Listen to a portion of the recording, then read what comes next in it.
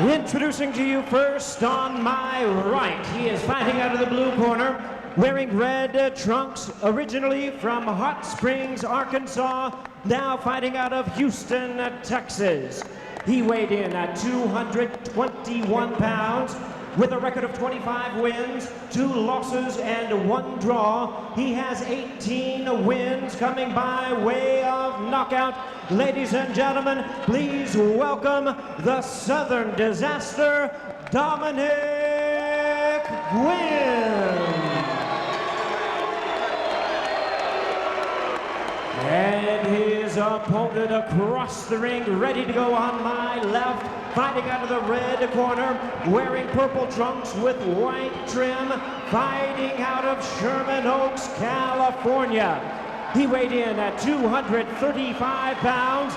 His record includes 68 wins, 4 losses, 2 draws, 1 no decision, with 43 big wins coming by way of knockout. Ladies and gentlemen, please welcome one of the all-time greats, the former IBF middleweight, super middleweight, and cruiserweight champion of the world, introducing the IBA heavyweight champion, James Lights Out Toney.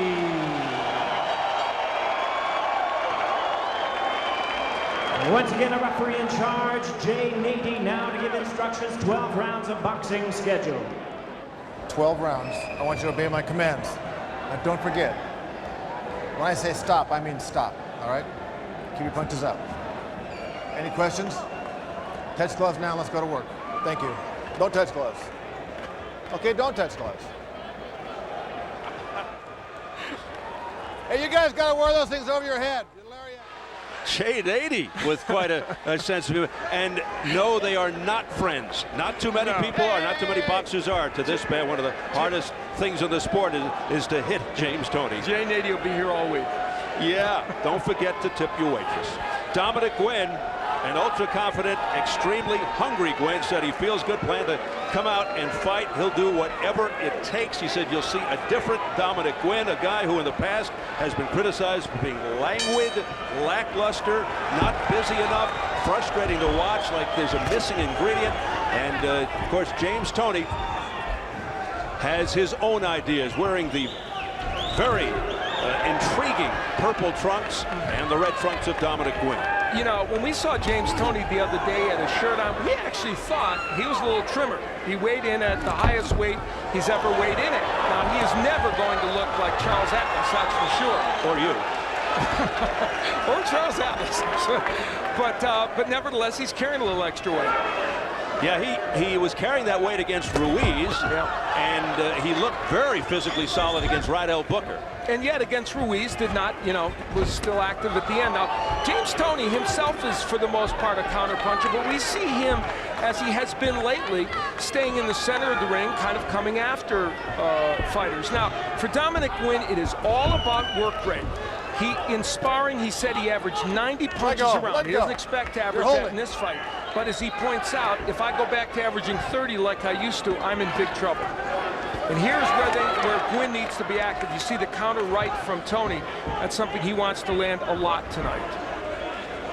Toney was a 200-pound high school quarterback, went down to middleweight to start his fight career. He's skillful, he's tough, loves to fight. He's not a fast starter. He's a builder. He accumulates, breaks people down slowly. There's the left hook from Dominick Guinn. You must throw that punch against James Toney. It's the one punch you can be assured you have at least a chance to land against him. It's tougher to land a straight right, although that one almost got there. And Toney, as you pointed out earlier, tremendous counter puncher. He's got a very good chin. He's a consummate pro. Kind of slides into his rhythm in the early going, eventually gets into a faster pace. Now on the inside, which I don't know if Dominick Guinn wants to be there a lot. He's not that active.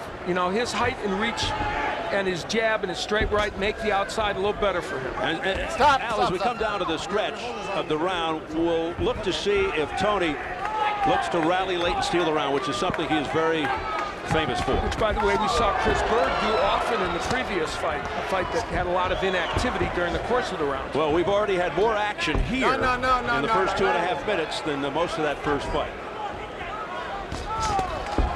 But Toney can lull you and then jump on you. He did that with John Ruiz. He can play possum, and defensively, one of the best. Stop.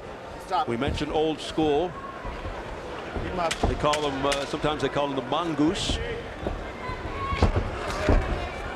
Saw Guinn feint with the jab, and then he was able to get something in after it. Time! Thank you.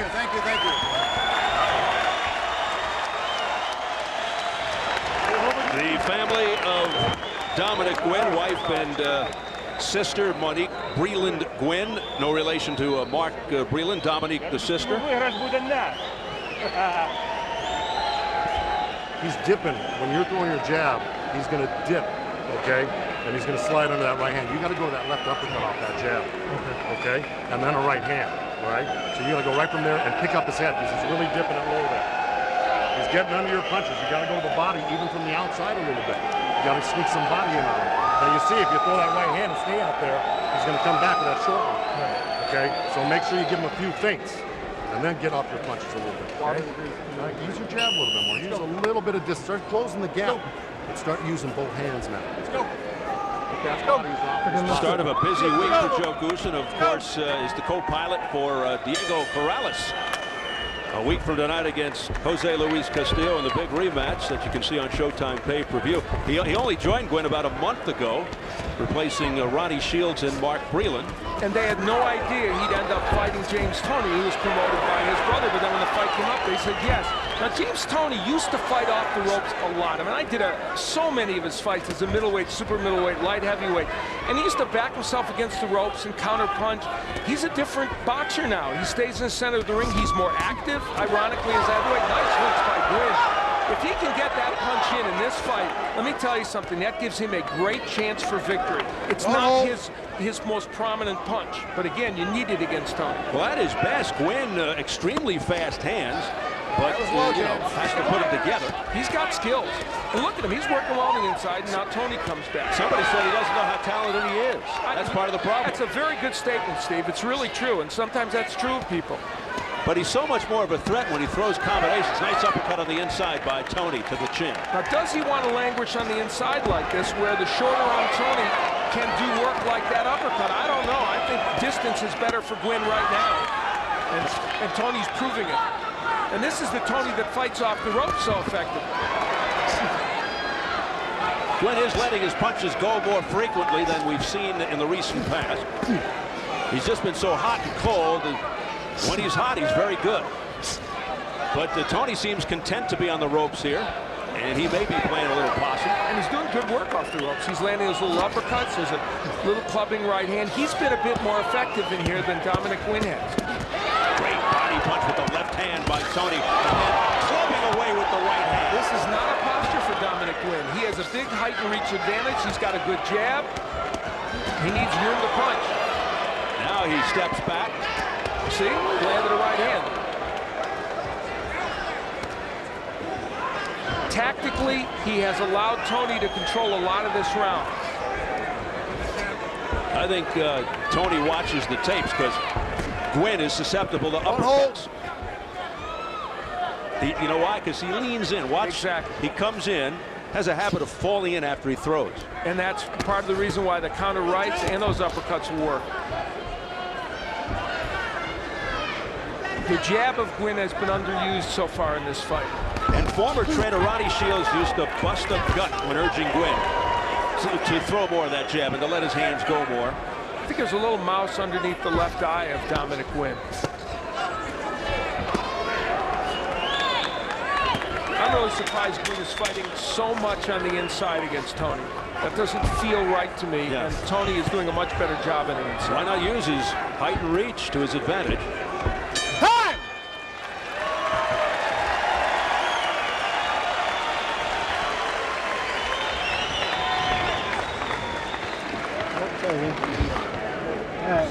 Nice job.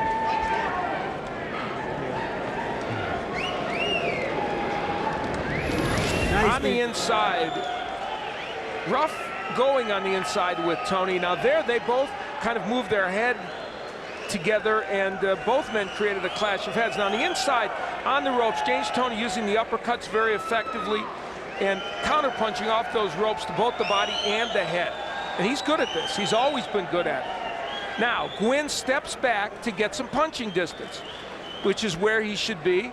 And even though that right didn't land perfectly, it got there. But there's the counter right hand by James Toney. Is he a master at throwing that punch? And that's a very key weapon for him.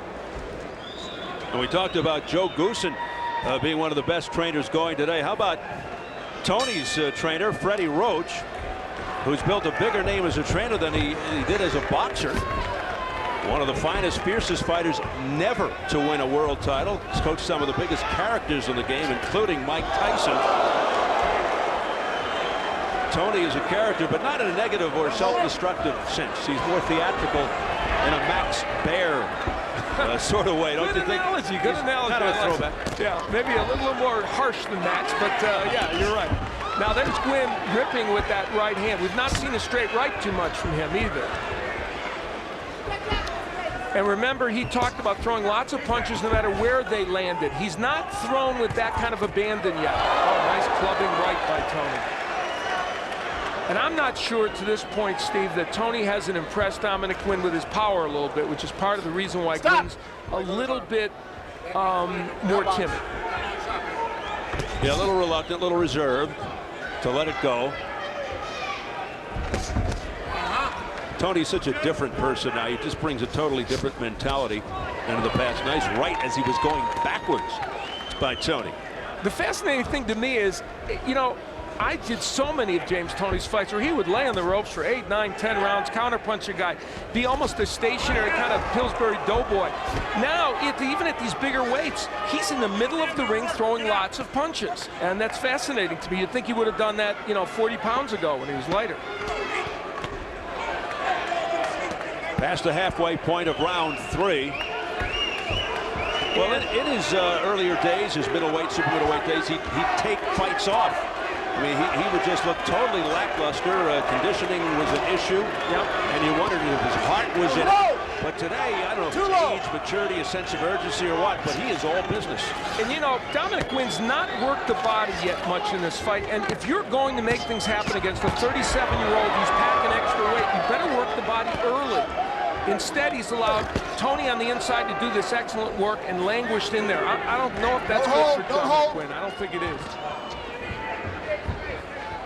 Guinn takes another step back. Don't hold. Throws a combination on the inside, and then fights from close range.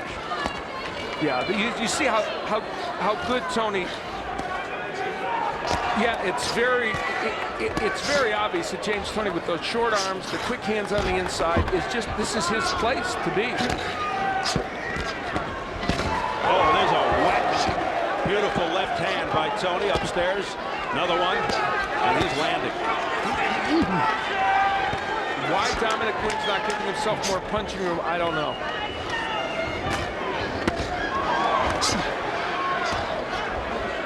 And Toney's actually doing more work to the body. Go, time.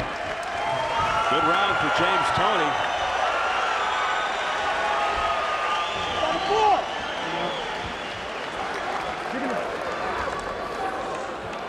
Yeah, boy.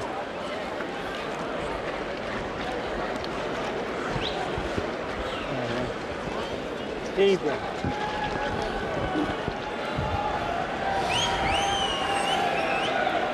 Swing, Joseph. Hi, James. Work off those ropes. Nice shots. If you're turning after those shots, you're going to find yourself right in a better position, okay? All right, it's real nice body work. Keep working that body when you come back to the head from it, okay? All right? So here's the other brother, the promoter of James Toney, Dan Goosen, the brother of Guinn's trainer, Joe Goosen. And I've known the Goosens for, oh gosh, 20-some years. There's 8 brothers in the family. They're as competitive as they get. So believe me, they want to get their job done. But when it's done, they'll be the closest to friends again. They all played roller hockey as kids. They were competitive then. They're competitive now. Their dad literally took a wall out so they'd have room to do it in the house. You know, this fight has been an active fight, and of course, in comparison to the previous one, very much active.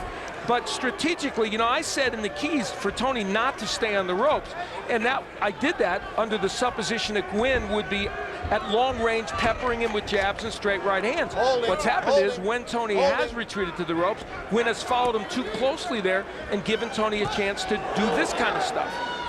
See, Guinn needs to step back now. And why he isn't, I don't know. So in other words, what you're saying is your keys to victory are being fouled up because Guinn's not doing the right thing. Exactly. I hate when these fighters do that. I hate when that happens. But look at how well Toney can counter when you're on the inside. Now, from distance, let's see if Guinn functions better.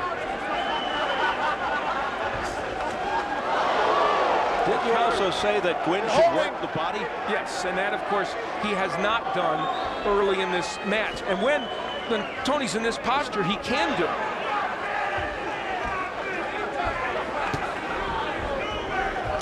Now, at 37 and at his highest weight, will James Toney fade a bit in this fight? Will he be less active as we go on?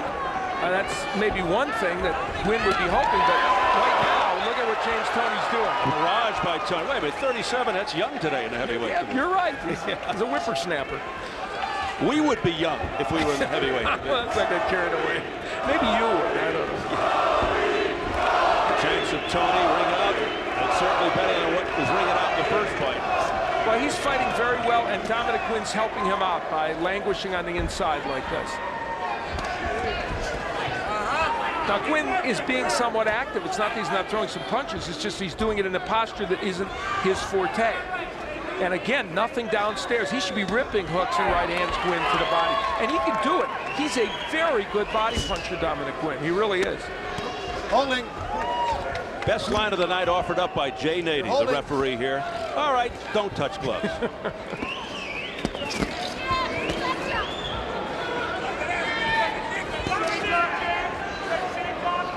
You know, James Toney's fought 12 former or current world champions in 4 weight division during his long career. He's seen everything in that boxing ring, and that experience is a monstrous help to him, especially against a fighter like Guinn who's not seen that kind of competition.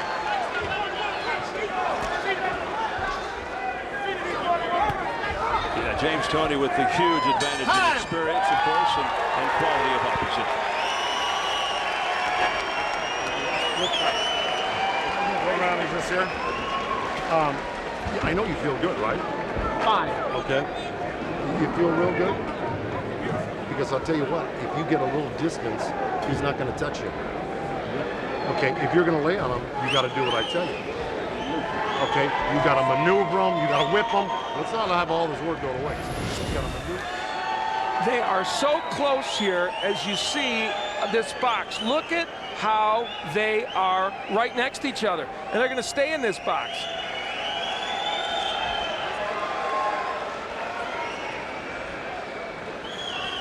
Not much distance when they're on the inside.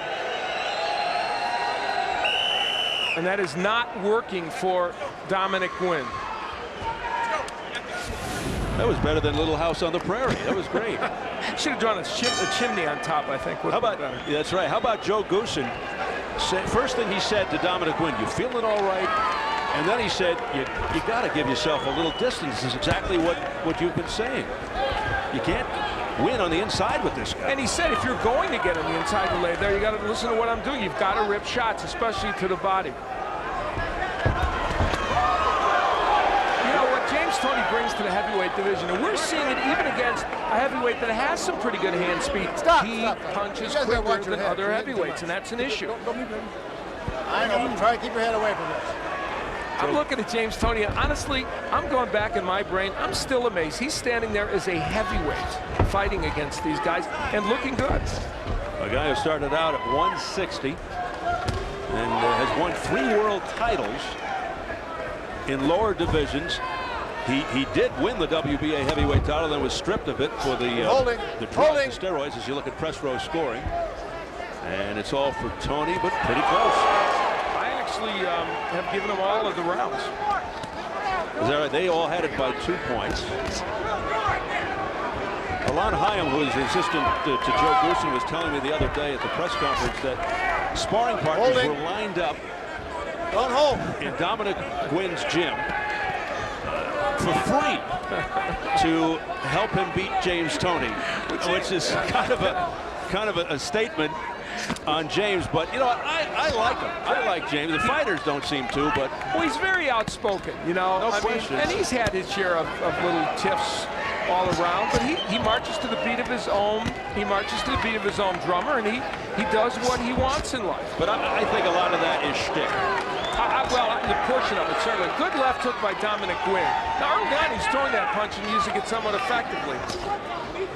You're holding his arm. Thank you. Well, that was nice. James Nader told Dominick Guinn, you're holding his arm, and he released himself, and then he got James's attention with a nice right hand. Holding. You're holding.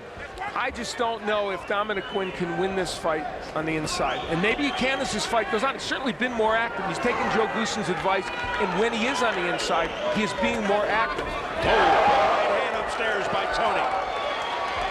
Now, Dominick Guinn has never been down as a pro. So he's been hit by Sergey Lakovich and a few other big punchers. So it's not like he's going to fall down from getting hit by a punch. Well, this is certainly the most active he's been in a while. He was lethargic against a one-dimensional fighter, Friday Ahunanya. Don't hold. Holding. He didn't look good against Sergey Lakovich and, as we said earlier, Monty Barrett. Originally lost to Hasim Rockman.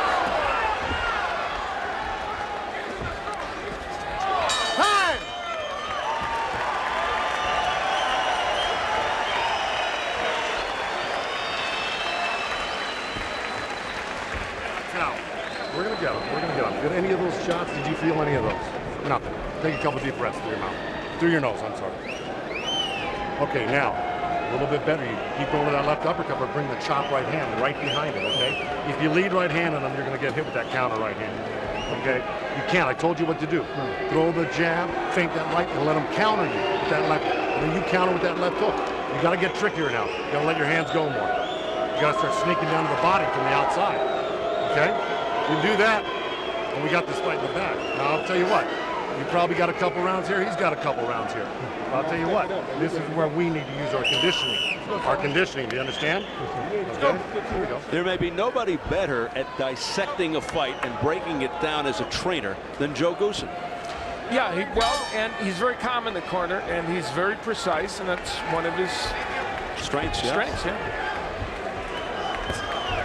I guess the biggest problem here tonight for Guinn, although he's been more active than usual, is that he's been fighting too much on the inside, not doing the right things when he's on the inside. And you got to remember, he's going up against a guy, James Toney, who is a terrific fighter from close quarters. Now there's a double left hook from Guinn. It's the punch you have to throw against Toney. And in recent years, Tony's been hit with that punch a little bit more. In the old days, it was still hard to even hit him with that. That was the best sequence of the night for Guinn. But again, here's Guinn languishing on the inside. Look at the jab. See that? When he's got some distance, that can work. So let's make no mistake. From the outside, Tony's been pretty good as well. Holding. Thank you.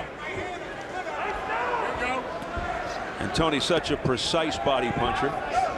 And he prefers a guy coming at him.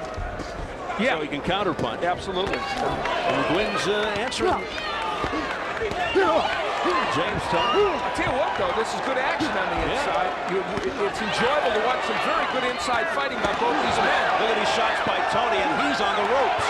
He's just good at this. He's been good at it for 15 years or more. Wade said he's the consummate pro. He just always he's so intelligent, so crafty. He just, look at these shots to the head and to the body by Toney. And this is a posture for Dominick Guinn that's not the place where he normally would be. He can fight on the inside some, but much more effective on the outside using his height and reach. So Toney really picking up the pace here. Has the higher work rate, and his punches are accurate. That was low, Dominick. He doesn't waste his punches, I'll say that. He's economical. See, Guinn's laying on him, but not doing anything. And it's always Toney that's able to get something done at this juncture. The uppercuts, the chopping right hands, And the same punches are landing over and over again. And you got to wonder if this is wearing Guinn out for the later rounds. I mean, Toney's got some heavy hands, and he's using them right here. 2 overhand rights. Normally, if you would smother a fighter like this, it would work to your benefit, but not when it's James Toney. He's so adept at fighting off those ropes. He's got underrated hand speed, too. Yes. Oh, and especially in the heavyweight division, where he's certainly the quicker of most of the fighters he's going to face. And that's what makes a possible matchup with Guinn.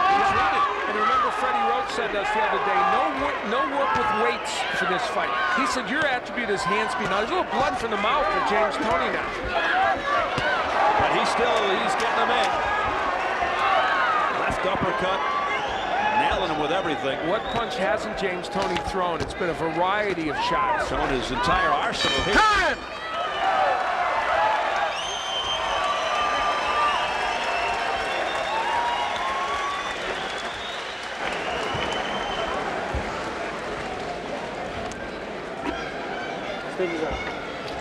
Oh, shit.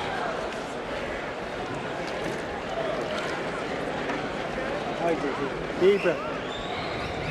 What Dominick Guinn needs to do is get these left hooks in. Now, they weren't fantastic punches, but they worked. And they pushed James Toney back. But when they're in this posture, James Toney has better hand speed. He's a more skilled inside fighter. And he will come at you with a variety of different punches to both the body and the head.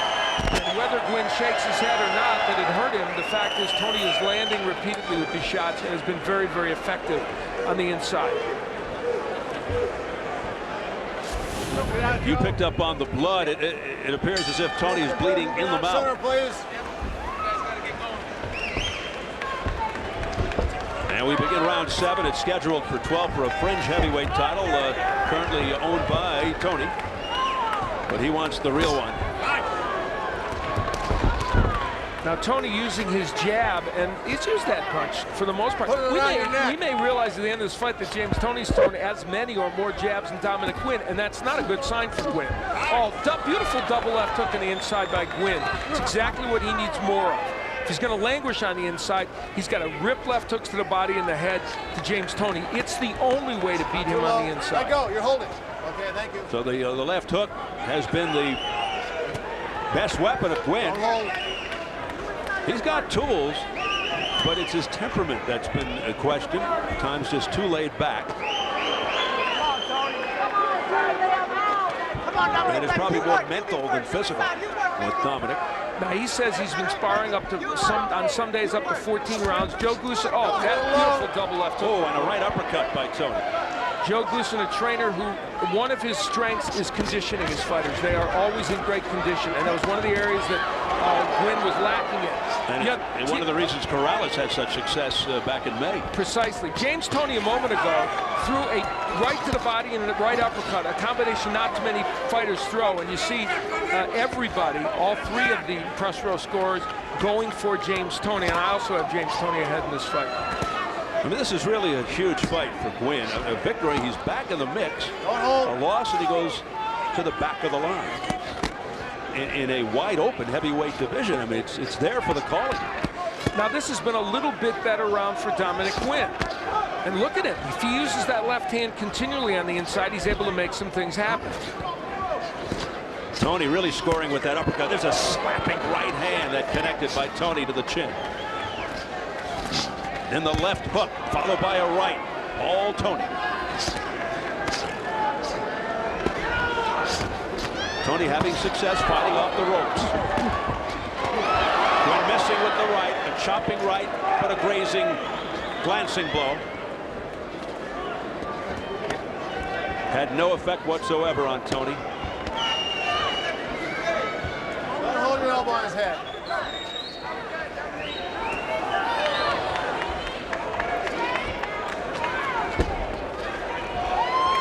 Guinn just continues to come into Toney's office, and he is paying the price. You're holding, you're holding. Now, in this round, Guinn has been more active, but is he winning the round? I don't know. I don't think so. I don't think so either. I just think Toney is landing more punches and effective. Time!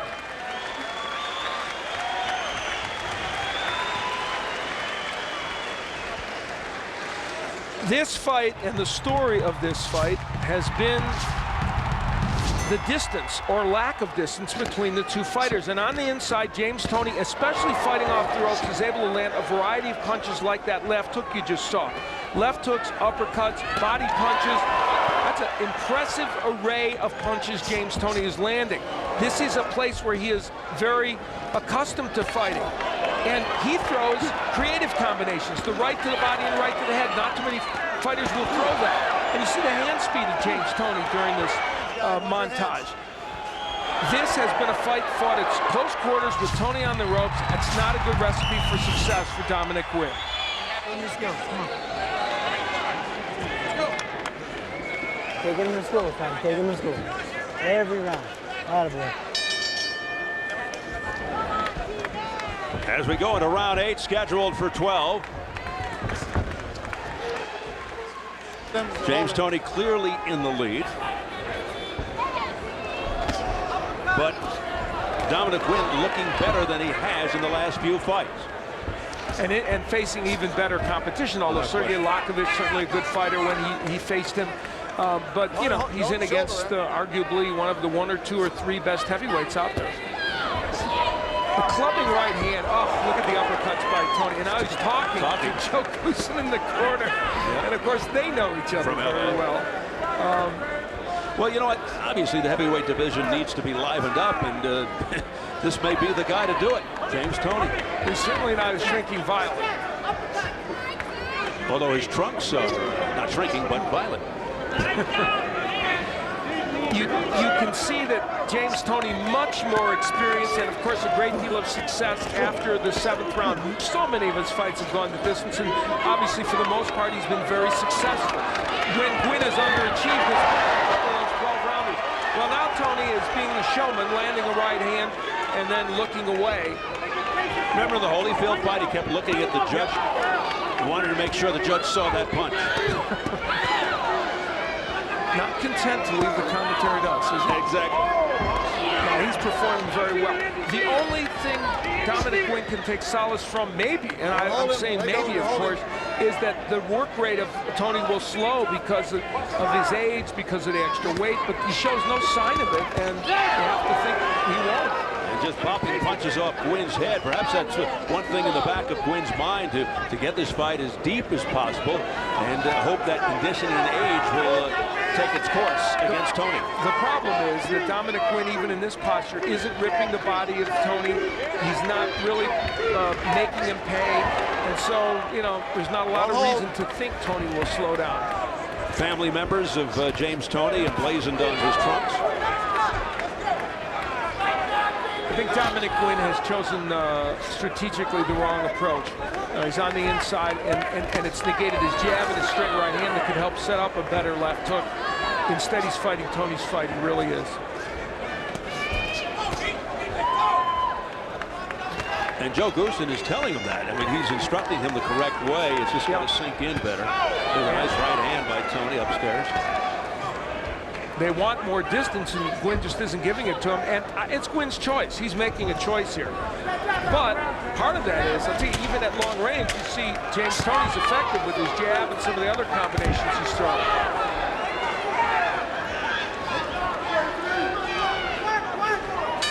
Again, Dominick Guinn is playing Toney's game, and he just stares him down. Well, he touched gloves with the ref. Nice shot. Nothing small with the hook on. Beautiful.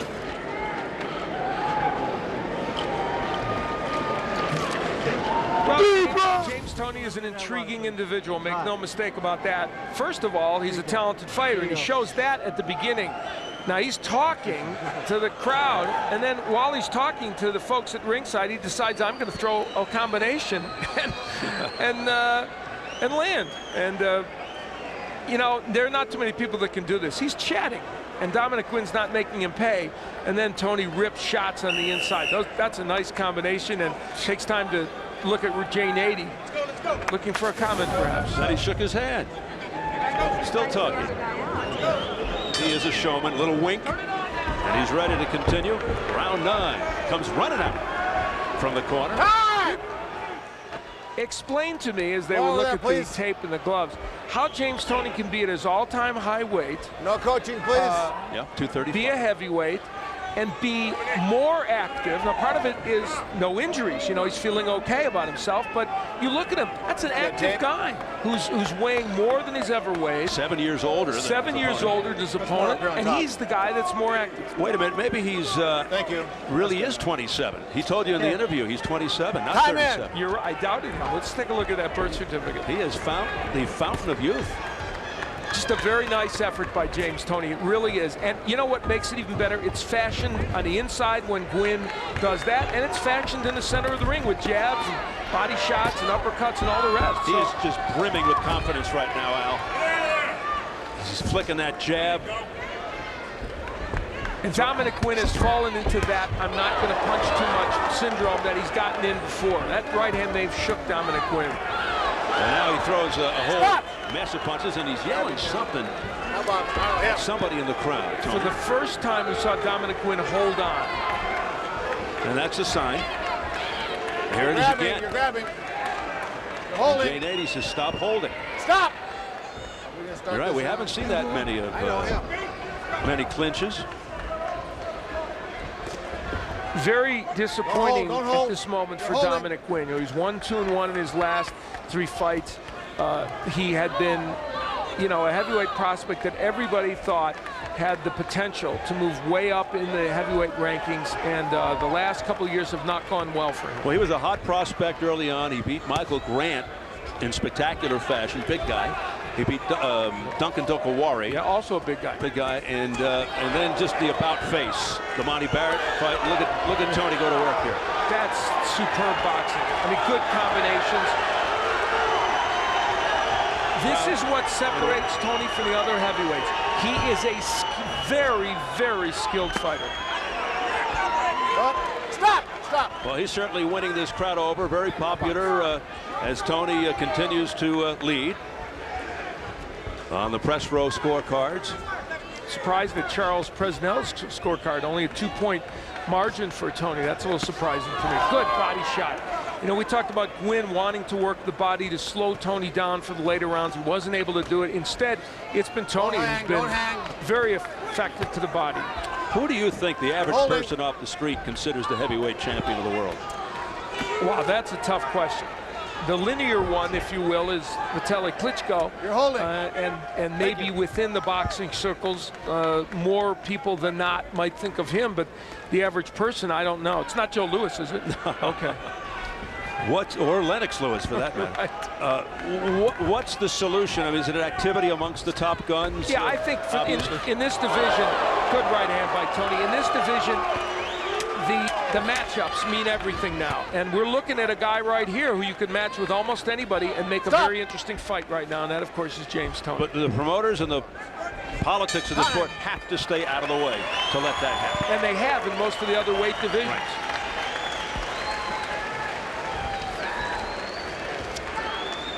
Interested spectator fought earlier tonight. Chris Burr, the IBF heavyweight champ, who defeated Deverell Williamson by unanimous decision. Again, hearing the boo birds from the crowd as the fans see his image on the big screen.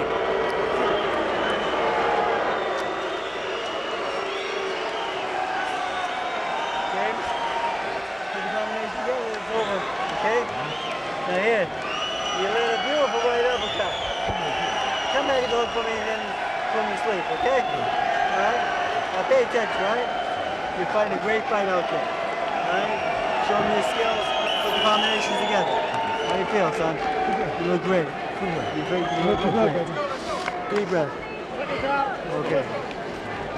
Encouraging words from Freddie Roach to James Toney. You look great. What else is there for him to say? He's doing everything right. You know, I understand the fans booing Chris Burr, and I understand they didn't like the effort. I just feel bad because he's such a quality guy, and you feel bad he has to endure that, but the performance of that fight created that. He is, and so was his opponent, Deverell Williamson, a very quality individual, and you kind of feel bad for them. That lackluster fight took place. Holding. Let go there. Let go. Let go. Stop. All right.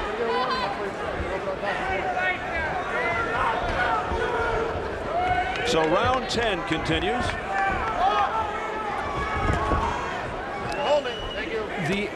James Toney in this fight, interestingly, has, as we mentioned before, has shown us two different dimensions, and it's very impressive, especially in the heavyweight division, because he's fought off the ropes, he's counterpunched, and then in the center of the ring, he's been very, very effective with his jab against a fighter who has a height and reach advantage over him. So, as we've said, those two dimensions, very impressive for James Toney.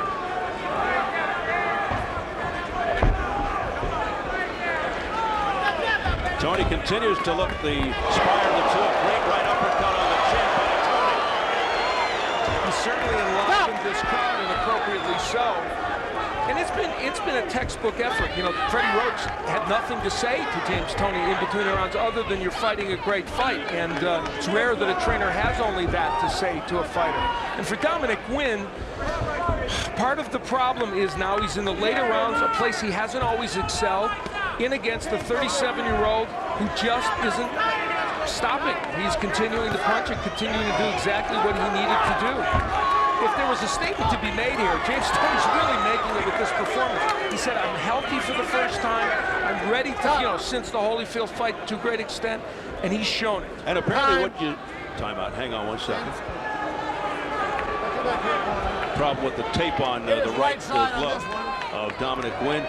And the thing is, it doesn't seem to matter as far as the spare tire around Toney's midsection. He still seems to be in very good condition, and as you pointed out, he seems very healthy, which are contributing factors to his performance here tonight. And, let's make no mistake about it. Dominick Guinn has reached the status of kind of a fringe heavyweight, but a fringe heavyweight with a lot of ability, who has had his excellent moments. Big right hand there by Toney to the head of Guinn. No knockdowns in this fight. As Al pointed out, Gwynn's never been down. Toney's been down a couple of times in his career. So this is what you like. You like to see a heavyweight in round 10 throwing combinations, and there aren't too many that do that on a regular basis. Very, very few. One that did, even though he's not maybe the great fighter, we enjoyed Owen Beck when he was on this network fighting and throwing a lot of combinations. What the heck? So we head to the final seconds of round 10. Another impressive one for James Toney against Dominick Guinn. Stop time. Next Saturday will be the rematch of the fight many are calling the fight of the decade. This is one you don't want to miss. On October 8th, it's the rematch of the greatest lightweight fight ever. Diego Corrales versus Jose Luis Castillo. Their first bout was an epic war. What a left hook by Castillo! The fight of the millennium. What a combination by Corrales! One of the greatest fights of all time. Unbelievable action! Can you handle it again? Corrales versus Castillo 2 plus more. Saturday, October 8th, live on pay-per-view. Contact your pay-per-view provider to order. Where will you be when history repeats itself? I cannot wait for that fight a week from tonight. It's not only that fight, but it's a really excellent card. Oh, fantastic. Jorge Arce and Hussein in a rematch of what was a fight that was, well, it wasn't fought on the same level as Corrales and Castillo, was terrific. So that card is going to be fantastic. And anybody who's a boxing fan just has to be looking forward to it so much. A week from tonight on Showtime pay-per-view, the rematch between Diego Corrales and Jose Luis Castillo. A rematch of one of the great fights that you'll ever see. Round 11, championship rounds. And James Toney has put on a nice show here tonight. He sure has, and there have been many elements to this that he can take away and be happy about. The fact that he's fought in the center of the ring, he's fought off the ropes, he's used a complete arsenal of punches, and he has never slowed down. And that's a very important point, because when you're 37, coming off a couple of injuries, you're weighing more than you've ever weighed, people are going to ask those questions. He's answered them. He's different than all other fighters. You can't go by the normal signs with him. You really can't. Different is the operative word. Here's a look at the championship rounds. He's got the experience, doesn't he? Title rounds, how about that? 18 to zip. things went south on Dominick Guinn about the 3rd or 4th round when he started languishing on the inside with Toney, took a lot of punishment, never quite got his game plan going. I mean, there's just nobody better using the angles, turning his body, rolling his shoulders, shifting, sidestepping. That's James Toney. He's cute in that he turns his shoulder, he blocks punches, shoots the counter. And the other thing we've learned about James Toney as a heavyweight is that he has a very good chin. You know, Holyfield hit him with some pretty good shots. Even John Ruiz, who has knocked down some heavyweights, even though he's not a monstrous puncher, hit him with some good shots. Tony's not been affected. There's a scoring. You see a wide margin in press row scoring for James Toney, and I agree with it. I have it a very big margin for James Toney, so I agree with that. So Toney takes a punch well, and one of the interesting things for Chris Bird as he's looking at this, if he should be the next Toney opponent or put his title on the line against Toney, Toney's not only active, he's hard to hurt, and based upon Chris Bird not being as sharp as he would like, that's a tough combination for Bird right now. And Guinn's put himself in a position right now, where he needs a knockout to win. And guess what? James Toney's never been stopped, never knocked out, never really hurt in a fight. I guess the worst he looked was against Roy Jones back in 1994. He lost by unanimous decision at 168. Had a very hard time making that weight, as he often did during those times. Partially his own doing, of course, also. Yeah, he was a different guy back then, mentally and physically. You mentioned maturity. That's a key point for James Toney. Some might never put those two words in the same sentence, but really they'd be wrong because he is matured in many different ways about this sport. 3-time world champion in 3 different weight divisions, looking for the heavyweight title someday, and it could come soon.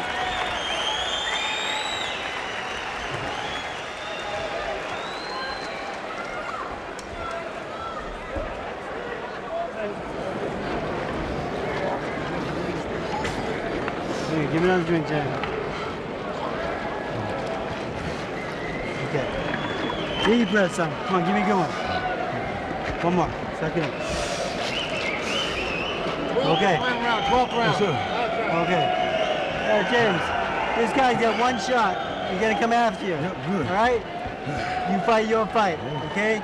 All right? Keep throwing those combinations. Keep your head good head movement. Okay? All right? Beautiful. Okay. Do it. Not easier, but you know what? You got 3 minutes left. You got 3 minutes left. You really want it.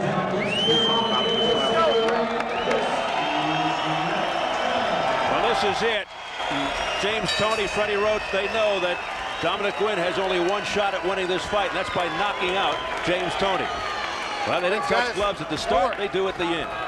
And you know, Freddie Roach understands his fighter. There was only one important thing for him to say. Remember to move your head, because he doesn't want James Toney getting caught with something that maybe would hurt him or put him down. He knew there was just one major important thing to say to him, and that was it. So he did. And he knows James Toney will listen. I think the consensus is that next month Vitaly Klitschko is going to beat Hasim Rahman, and most people recognize Vitaly Klitschko as the man. How do you think Toney would do? Well, you know, see, I believe that the big, tall heavyweights who fight tall, and Klitschko does it better than anyone, present the biggest challenge to Toney. Just getting to them is hard for him. That's his problem. How does he hit them? Big edge in the press row scoring. And you know, that's the problem for Toney. Any of the shorter heavyweights, I say he has a great chance to beat, and I would make him the favorite. Klitschko's the only one that's tough. Okay. Not to say he won't beat him, because I'm never going to underestimate this guy. He's doing some amazing things. Difficult to underestimate Toney. Yeah, it's just that that's a tougher fight for him. He continues to have his way with the younger Dominick Guinn. You know, James Toney's been at 4 different weight divisions. I thought he was at his best as a cruiserweight. But I'll tell you what, he's fighting very well as a heavyweight, too. Undefeated. Yeah. Big right hand over the top by Toney. Just wailing away. And you know, Dominick Guinn, it looks like we'll get through this fight with still not having a knockdown, though he's been hit with some very, very big and good shots by James Toney. but that's a small moral victory for Guinn. 17-year pro James lights out Toney. Final minute of the 12th round. Toney back in action, eagerly awaited return to the ring after being out 6 spots after beating John Ruiz and then having the title stripped because of the positive test for steroids. 2 years ago, when James Toney moved into the heavyweight division with that stirring performance over Evander Holyfield, he thought he would be active. The Guinns would be fought every 4 or 5 months. People like Dominick Guinn. It didn't work out that way because of the injuries. But you can feel when he's 100% the zeal he has for fighting and for the sport. And if he can stay healthy, he'll be a force. Make no mistake about it in this division. If only he were about 10 years younger. Yeah. He could really dominate for years to come. And that's it. I heard a bell, didn't you? Fight's over. Boy, they kept going about 8 seconds more. I don't think Jay Nady heard the bell for some reason. And that's it. This one in the books. And the fans get an opportunity to stand and applaud, which is obviously something they couldn't do in the first fight. A lot of activity in this fight, and even though Dominick Guinn didn't do the kind of performance he wanted, he was active and did try.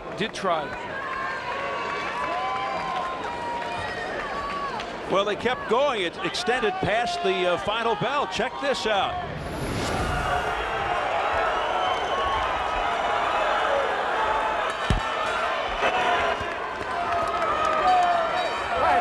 Fight's over. Bell's over. Hey guys, the fight's over. It's been over for a while. Nobody told us. Well, that's more of what James Toney is all about. Just keeps on fighting. He's got a lot of fight left in him, doesn't he? Really a superb performance by James Toney on every level. And even though there might have been some failings with Guinn, this man performed well. Able to get back on track following all the controversy after the John Ruiz fight back in April. A disappointed look on the face of Dominick Guinn. Total opposite for James Toney, who's able to let out a nice smile, takes care of business against unrated Dominick Guinn, just as he was expected to do. But a dominating performance, and now once again sets his sights on the big prize, the heavyweight title. And I think more than anything, it was the nature of the performance of James Toney that made this even a more special victory. All right, let's get the word from our ring announcer, Jimmy Lennon Jr. Ladies and gentlemen, after 12 rounds of action, the judges are in agreement. We have a unanimous decision. Judge at ringside, Keith McDonald, scores about 117 to 111. Judges Dalby Shirley and Paul Smith both scored about 119 to 109. All three in favor of the winner. And still the IBA heavyweight champion, James Lights Out Toney. Well, lights out, lights up this crowd here at the Reno Event Center. They love him. His promoter, Dan Goosen.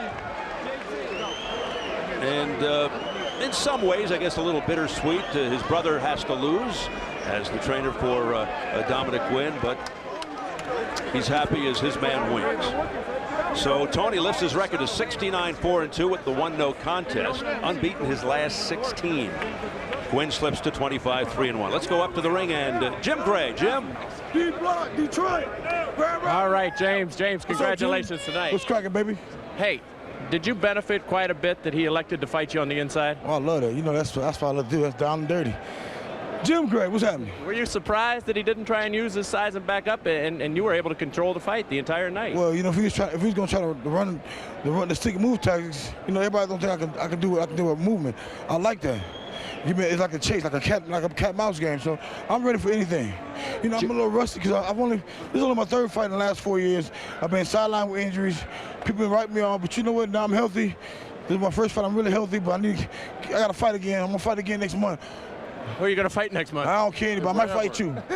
Well, that would be a pretty easy payday, and I don't think many would pay to have that. Is it simply a matter of health for you, James? Because tonight was a very good performance, and we've seen you perform well when you have been healthy. Well, I give myself a B minus tonight because, like I said, I've been rusty. My weight kind of high. B minus. What didn't you like? Well, my weight was a little heavy. My movement wasn't great.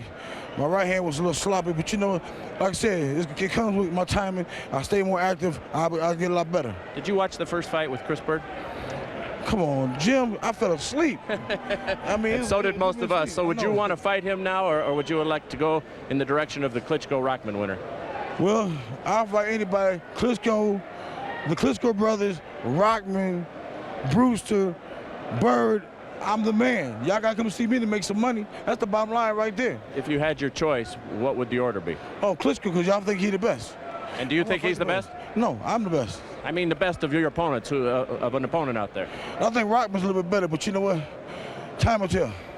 I'm ready for anybody. I'm coming. I'm the man in the heavyweight division. If y'all want to get the belt, y'all come see me. James, congratulations. Yeah. D-Block. Yeah. Thank you. Let's go back to you, Steve. All right, Jim, thanks very much. I'm going to go out on a limb here and say that James Toney's in a pretty good mood. Just spit it right in there. Don't worry about it. Clap your hands. Be sharp. Change your angle. Give him that, hey, come on. And snap your punch. So you saw the